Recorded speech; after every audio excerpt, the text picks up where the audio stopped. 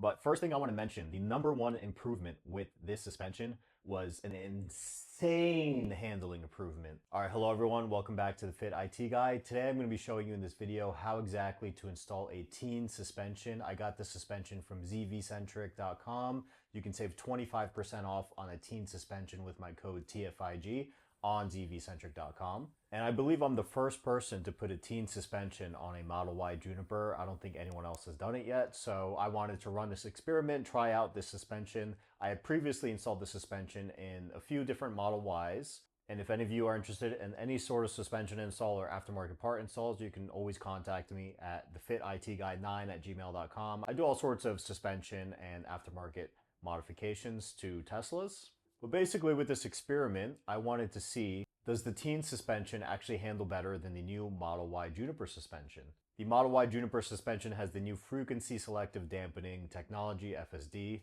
not to be confused with full self-driving technology.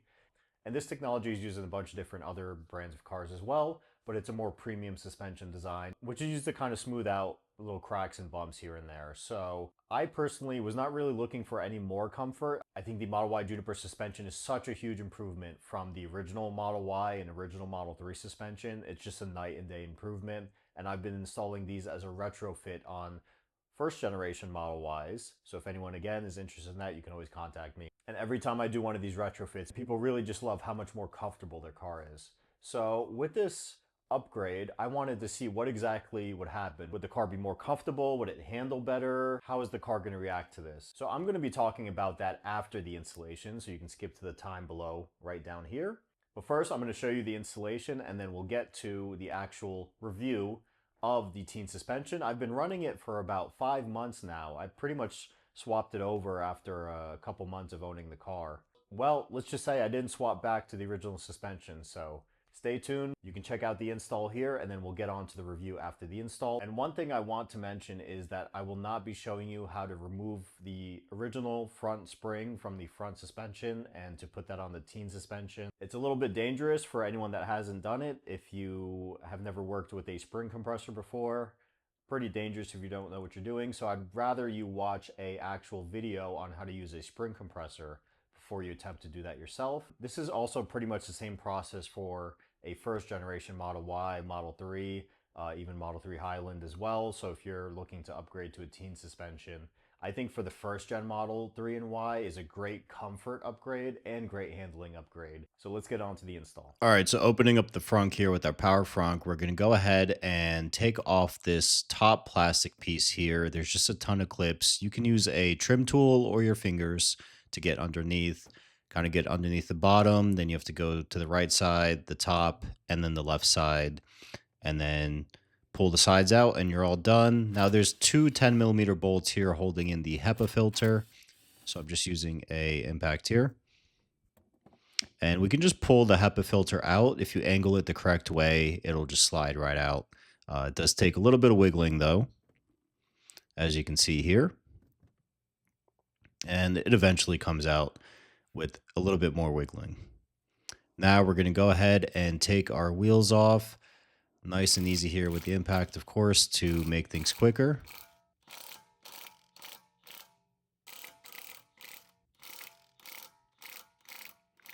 And we're going to go ahead and use our rubber puck here. And then we're going to go ahead and jack up the car with the jack stand on the rubber puck, showing you every single step here in this video. Usually I skip over these parts.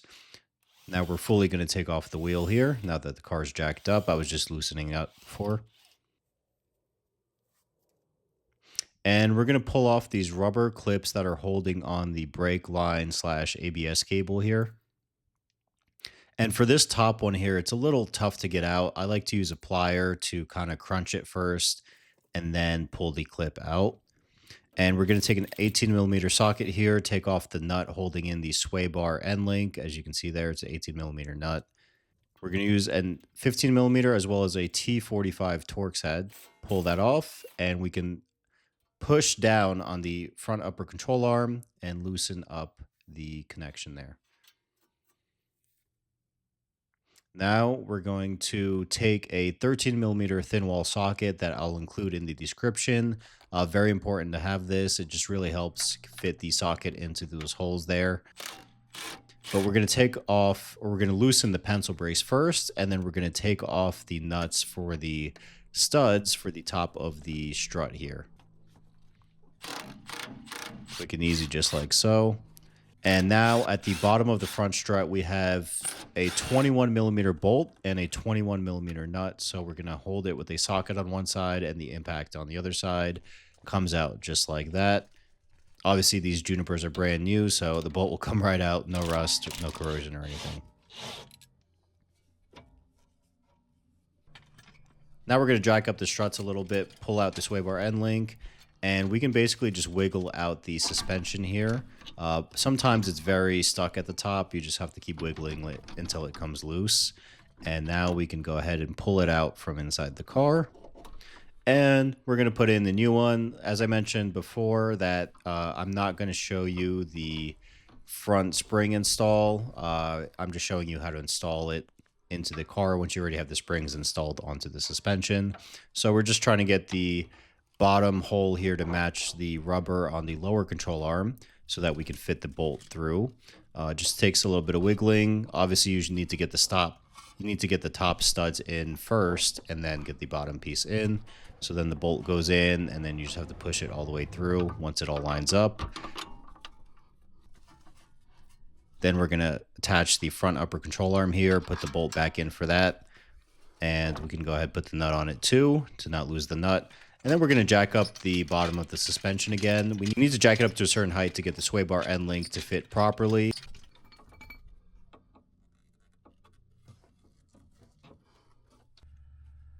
Then we're going to go ahead and hand tighten the nuts for the top of the strut here for the strut studs. And then we're going to use a socket wrench. I believe it's only 18 foot-pounds of torque for those.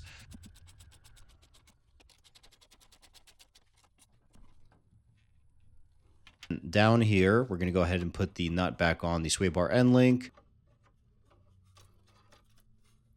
If this ends up spinning like this, depending on what impact you're using, you can also tighten it from the Torx bit in the middle of the sway bar end link stud there. So I used a plier and then I reversed spinning left to tighten it from there. And then I'm going back with the impact and tightening it with the impact wrench on the 18 millimeter nut. And then we're putting the nut back on the front upper control arm there, and we're tightening that up as well. That kind of just clamps it all together.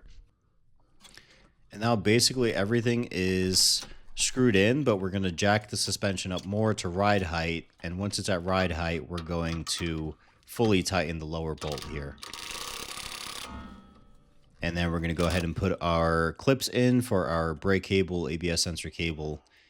Definitely make sure you put those back in, because if that cable gets snagged, it will turn off your ABS. It will turn off everything, all of your electronics that have to do with braking and stuff. So I know from experience. So make sure you plug that back in. And we're going to go ahead and bolt the pencil brace back in as well. And we're going to tighten that up here.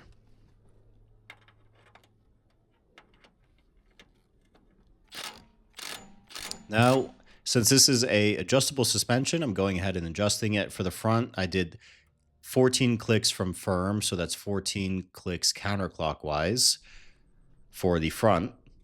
And we're going to go ahead and put the HEPA filter back in here. Pretty simple again, a little bit of wiggling, but it's a lot easier to get it in. And the area near where the screws go in have a little bit of a stud there, so it'll only fit in one spot. Once you get the studs lined up, it kind of locks in place, and then you can go ahead and grab the bolts and screw it in. So that's what we're doing here, screwing in the right side, then the left. And we're putting the top plastic cover piece back on now. Obviously in the video, you're only seeing one side. I did both sides here, and then I patched it all up. Closing the frunk with the power frunk, of course. I love this thing. I have to include it in every video. Putting the wheel back on. Always doing it by hand first and with the socket. And then I like to use the impact after and then finish it off with a breaker bar or torque wrench. I've put on so many wheels in my life, so I know by hand what exact torque I should be using. So now I'm loosening the rear wheel, taking the rear wheel off. And here's what the rear area looks like. So let's go ahead and take everything out. There are two 15mm bolts at the top here. Once you get them out, you do need kind of a bit of a longer bit to get in there. You can kind of just compress the strut there and get it out from underneath the lining. And then next we're going to take off this bottom plastic cover. It's a 10mm bolt here. This cover is basically the 21mm bolt at the bottom of the strut. So now we can go ahead and take off this 21mm bolt. We're going to go ahead and loosen it here again with a socket and an impact. There we go. You can honestly start with the bottom first and then take the top out. I just like to take the top out first and then do the bottom. And then this one kind of just wiggles out a lot easier than the front. Pretty simple to do the rears if you're just swapping the struts. And we can put the new one in. Once the holes line up, we can kind of just get the bolt right through. As you can see, just takes a little bit of wiggling sometimes. And now I'm adjusting the rear. So I put the rear at 16 clicks from firm. So that's the softest setting. Obviously, I want it to ride as comfortable as possible. Now I'm compressing it and getting it back underneath the lining. And then there's two holes at the top that you can kind of get the bolts to push through just so that you have it in the right spot. And then from here, you do need to jack up the car a little bit. And when you do that, you can go ahead and tighten them. Yeah, you can see I jacked up the car here. And now we're going to tighten the bottom again once it's at right height. We're going to tighten the bottom bolts for the bottom of the strut here. And that's it. The rear is much simpler than the front. And we're going to put that plastic cover back on that covers the bottom of the strut area there. And we can put our wheel back on. Of course, showing you everything in this video. Putting the bolts back in, using the socket and the impact here. And then I'll finish it off with the breaker bar at the end, but taking the jack off first so that the car can sit on the wheels and then tightening it up fully. So there it is. You can see pretty much how quick and simple the install is. I'm saying quick, but it's about 4 hours if you're mechanically inclined. If it's your first time ever doing a suspension, my very first time doing one of these took me about 8 hours, and 6 hours the second time. Now I can knock it out within 3 to 4 hours. If you have a lift, even better. I really felt like the Model Y Juniper, I have the rear wheel drive, was so squiggly, especially in sweeping turns. You know, I like to take turns fast, especially on ramps, off ramps, on highways. And I felt that the car was so squiggly in the back, I didn't know if I was going to lose it. Again, this is the only rear-wheel drive car I've ever had before this was a Porsche Boxster, which is a mid-engine car that handled beautifully. So having an electric car that's rear-wheel drive, this is my first time. My last Model Y was all-wheel drive, which handled great in the turns, even with the stock suspension. Although the first gen Model Y had a stiffer suspension, so that probably helped too. But I think maybe the comfort of the Juniper suspension made it a little less stiff, a little less suited for faster turns. So with the Tein suspension, I actually have it maxed out on the comfort dampening. So what's great about the Tein suspension is it is adjustable. So you can adjust the dampening, whether you want it more firm, more soft. There's 16 clicks of adjustment. I have it 16 clicks from firm on the rear, which is basically the softest setting, and then on the front I have it 14 clicks from firm. So I have it as pretty much as soft as it can possibly go, and the car handles amazingly. So I can't wait to try it when I make the suspension dampening a little firmer. So maybe I'll try it around 10 clicks from firm, then I'll try it at 8, 6, and see what happens, especially as the weather will start to get nicer eventually in the spring. I want to go on some nice twisty mountain roads sort of thing and see just how much better the car can handle by making the suspension firmer, which is the great part of having an adjustable suspension, especially if you're someone that does do a lot of spirited driving or you go to the track. Having an adjustable suspension is the best thing you can have because you can make it firm for the track. As soon as you're done on the track, you can set it back to comfort, drive home in peace. And there you go. So number one thing I've noticed is just the insane handling the car has now. I'm taking turns way better than before. And I noticed this on my first Model Y as well. The handling was just so increased. My dad noticed it as well when he drove my previous Model Y after doing the Tein upgrade. So next, comfort. I don't necessarily feel any difference in comfort, which is not a bad thing because sometimes with aftermarket suspensions, you may have worse comfort, especially something like coilovers on other cars. But on Teslas, the suspension was so bad to begin with that anything is an upgrade, at least with the first generation. Now the Juniper, we have a much more comfortable suspension. So with the Tein, I think it's basically on par with the Juniper suspension. If anything, because I have it at the softest setting, I feel like it's a little bit more plush on highways. You just get a little bit more lift and bounce. It doesn't come crashing down after you have some elevation, let's say on a more of like a hilly or elevated highway. But at the same time, even at the softest setting, it's not too bouncy. So if I'm taking a turn, I can have the car handle as well as it handles on the softest setting again. So comfort-wise, I'd say it's basically on par with the Juniper suspension. So if you're looking for a strictly comfort upgrade, I wouldn't say to go with the Tein just for comfort, as it's basically the same as the Juniper suspension. But I will say, if you are somebody that really likes to do some spirited driving and you like to go on the track, or you just like to do some fun stuff with the car, I think for handling, you cannot go wrong with the Tein suspension. For $600 with my discount code, saves you 25% off, code TFIG.